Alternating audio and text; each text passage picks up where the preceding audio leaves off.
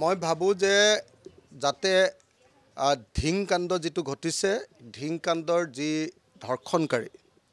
যি নৰপিশাচ আছে 3টা নৰপিশাচ বুলি কৈছে এই 3টা নৰপিশাচক ইমিডিয়েটলি গ্ৰেপ্তাৰ কৰিব লাগে আৰু ইমিডিয়েটলি গ্ৰেপ্তাৰ কৰি দৃষ্টান্তমূলক শাস্তি বুলি যাক কয় দৃষ্টান্তমূলক শাস্তি দিয়াৰ ব্যৱস্থা কৰিব লাগে তেওঁলোকক ইমিডিয়েটলি গ্ৰেপ্তাৰ কৰিব লাগে গ্ৰেপ্তাৰ কৰি ফাৰ্ষ্টে কোৰ্ট লগাব লাগে 3 মাহৰ ভিতৰত ইহঁতক যাৱজ্জীৱন কাৰাদণ্ড অথবা ফাঁসিৰ ব্যৱস্থা গ্ৰহণ কৰিব লাগে মইতো ভাবোঁ যে ফাঁসিৰ ব্যৱস্থা এনেকুৱা নৰপিশাচক যি এনেকুৱা জঘন্য আপোনাৰ কি কয় ধৰ্ষণ কাৰ্য সংগঠিত কৰে আৰু গেংৰেপ কৰে এনেকুৱা গেংৰেপ কৰা নৰপিশাচক আৰু ৰেপ কৰা নৰপিশাচক একমাত্ৰ মানে একদম দৃষ্টান্তমূলক শাস্তি দিয়াৰ কোনো বিকল্প নাই এই শাস্তিৰ ভিতৰত হ'ব পাৰে ফাঁসি আৰু এই শাস্তিৰ ভিতৰত হ'ব পাৰে যে নহলে জীৱনত মৃত্যুৰ দিন পৰ্যন্ত যাতে কোনো দিন জেলৰ পৰা ওলাই আহিব নোৱাৰে মৃত্যুৰ দিন পৰ্যন্ত যাৱজ্জীৱন মানে অকল 14 বছৰ জেল নহয় মৃত্যু পৰ্যন্ত যাতে কেতিয়াও জেলৰ পৰা ওলাই আহিব নোৱাৰে তেনেকুৱা ব্যৱস্থা গ্ৰহণ কৰিব লাগে আজি অসমীয়া জীয়ৰী গাভৰু মহিলা যদি আজি অসমত নিৰাপদ নহয় তেতিয়াহ'লে হিমন্ত বিশ্ব শৰ্মা চৰকাৰে এখন কি চৰকাৰ চলাইছে প্ৰত্যেকজন অপৰাধীক অনতি বিলম্বে গ্ৰেপ্তাৰ কৰিব লাগে আৰু অনতি বিলম্বে তেওঁলোকৰ ওপৰত কঠোৰতম ব্যৱস্থা গ্ৰহণ কৰিব লাগে ছোৱালীগৰাকী যেটো সৰু পস্কোটো লাগিবই তাৰ উপৰিও যিমান কঠোৰতম আইন আছে সমস্ত কঠোৰতম আইনৰ ধাৰাবিলাক তাত সংযোজিত কৰিব লাগে আৰু সংযোজিত কৰি এই ধৰ্ষণকাৰী কেইটাক হয় যাৱজ্জীৱন মানে কোনোদিন মৃত্যু পৰ্যন্ত কোনোদিন জেলৰ পৰা ওলাব নোৱাৰাৰ ব্যৱস্থা আৰু নহলে ফাঁসি দিয়াৰ ব্যৱস্থা গ্ৰহণ কৰিব লাগে আৰু এটো 3 মাহৰ ভিতৰত ফাৰ্ষ্টে কোৰ্ট কৰি 3 মাহৰ ভিতৰত এটোৰ বিচাৰ কৰি সিহঁতক এই শাস্তি দিয়াৰ ব্যৱস্থা কৰিব লাগে কিন্তু এটা কথা একদম মনত ৰাখিব আজি যেনেকৈ ঢিঙত এই ঘটনা ঘটিছে আমি গম পাইছো যে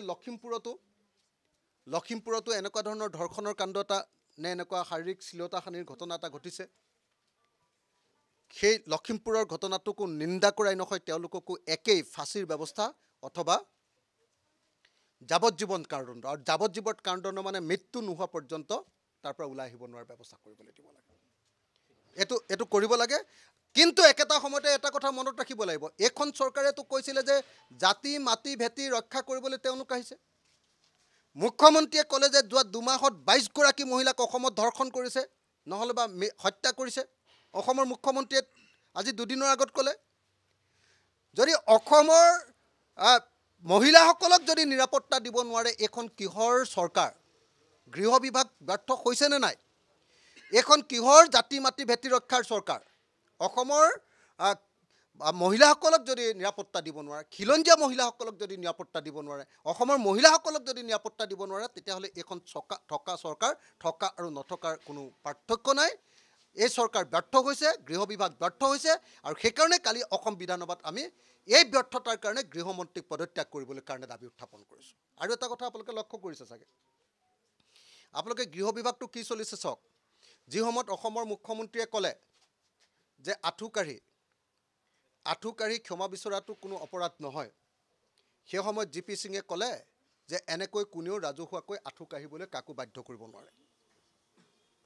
তাৰমানে জিপি সিং আৰু হিমন্ত বিশ্ব শৰ্মাৰ মাজতো এতিয়া কাজিয়া মুখ্যমন্ত্ৰী আৰু গৃহমন্ত্ৰী আৰু অসমৰ ডিজিপি দুইজনৰ মাজত আইনক লৈ এতিয়া কাজিয়া চলি আছে গতিকে গৃহ বিভাগ কেনেকৈ চলিছে আমি গম পালোঁ হিমন্ত বিশ্ব শৰ্মাই যে নিজৰ ইচ্ছামতে যাকে যি মন যায় তাকে কয় যি কৰিব খোজে তাকে কৰে আৰু পুলিচক যে নিজৰ হাতত ৰাখি আইন শৃংখলা ধ্বংস কৰিবৰ কাৰণে যে এৰি দিছে এই কথাটো জিপি সিঙৰ কথাৰ পৰা ওলাই আহিছে গতিকে গৃহ বিভাগটো খুব বেয়া চলিছে আৰু সেইকাৰণে মই বাৰম্বাৰ কৈ আছোঁ যে গৃহমন্ত্ৰী হিচাপে হিমন্ত বিশ্ব শৰ্মাই পদত্যাগ কৰিব লাগে গৃহ বিভাগটো তেওঁ চলাব পৰা নাই আৰু গৃহ বিভাগটো চলাব নোৱাৰাৰ কাৰণে যদি 22 গৰাকী মহিলা এতিয়া 22 গৰাকী হোৱাৰ পাছত এতিয়াতো আকৌ কি হৈ গ'ল আৰু 2 গৰাকী হৈ গ'ল 24 গৰাকী মহিলা 2 মাহৰ ভিতৰত 24 গৰাকী মহিলা যদি ধৰ্ষিতা হ'বলগীয়া হয় বা হত্যাৰ বলি হ'বলগীয়া হয় তাৰপিছত ইয়াত কি আইন শৃংখলা আছে গতিকে মই ধৰ্ষণকাৰীসকলক ফাঁসি দিবলৈ